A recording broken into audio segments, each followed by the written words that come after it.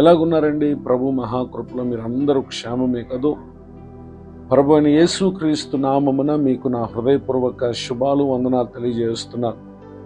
నేటి దిన వాక్య ధ్యానం కొరకు సామ్స్ 118 8th స్టాంజా 118వ కీర్తన 8వ చరణంలో, మనుషులను నమ్ముకున్నట్టు కంటే యెహోవాను ఆశ్రయించటం మేలు. వాక్య ధ్యానం కొరకే ప్రార్థన. ప్రేమగల తండ్రి, వందనాలు. నేడు చదవబడిన ఈ వాక్య భాగం ద్వారా మాతో మాట్లాడి మమ్మలను బలపరచండి. యేసుక్రీస్తు నామములో ప్రార్థిస్తున్నాను తండ్రి, ఆమేన్.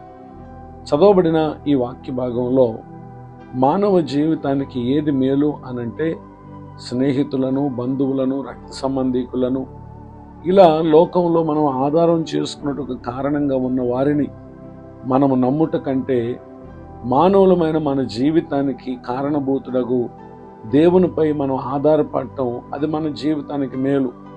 చాలామంది దేవునిని అశ్రద్ధ చేసి లోకంలో తమకున్నటువంటి అనేకమైనటువంటి వాటి మీద ఆధారపడతారు. అయితే ఒకానొక దినాన అవేవి తమకు నిజంగా ఆధారం కాదు అనేటటువంటి విషయాన్ని అనేకులు తెలుసుకుంటారు. అయితే వినే దేవుని వాక్యం ద్వారా ఎవరైతే ప్రభువుపై ఆధారపడతారో వారికి ఊహించని ఆశ్చర్యకరమైన సహాయాన్ని దేవుడు చేస్తారు. పరిశుద్ధ గ్రంథంలో రాయబడినటువంటి ఒక సంఘటన మనం పరిశీలన చేస్తే, book of Ezra chapter 8:22, Ezra గ్రంథం 8వ అధ్యాయం 22వ వచనంలో, మేలు కలుగు చేయుటకై ఆయన ఆశ్రయించు వారందరికీ యెహోవా హస్తము తోడుగా ఉండును అనేటటువంటి విషయాన్ని ఇక్కడ ఎజ్రా గారు అప్పటి రాజు అయిన అర్తహషస్తాకు తెలియపరిచారు.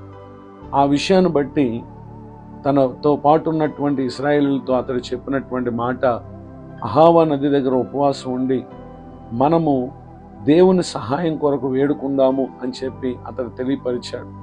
ఆ విధంగా అతని మాట విన్నటువంటి ప్రజలందరూ రాజు యొక్క సహాయాన్ని కోరక వారు దేవుని సందులో చేసినటువంటి ప్రార్థన విన్న దేవుడు, వారు యెరూషలేమునకు చేరే వారి యొక్క ప్రయాణ మార్గంలో దేవుడు తమకు ఎదురైనటువంటి శత్రువుల చేతుల్లో నుండి ఆయన వారిని విడిపించి క్షేమకరమైనటువంటి ప్రయాణాన్ని ఇచ్చాడు. ఈ జీవిత ప్రయాణంలో కూడా ఊహించని ఎన్నెన్నో విపత్కర సంగతులు మనం చూస్తాం, ఉపద్రవాలు మనం చూస్తాం, ప్రేమించిన వారి చేత మనము మోసపోవటను మనం చూస్తాం.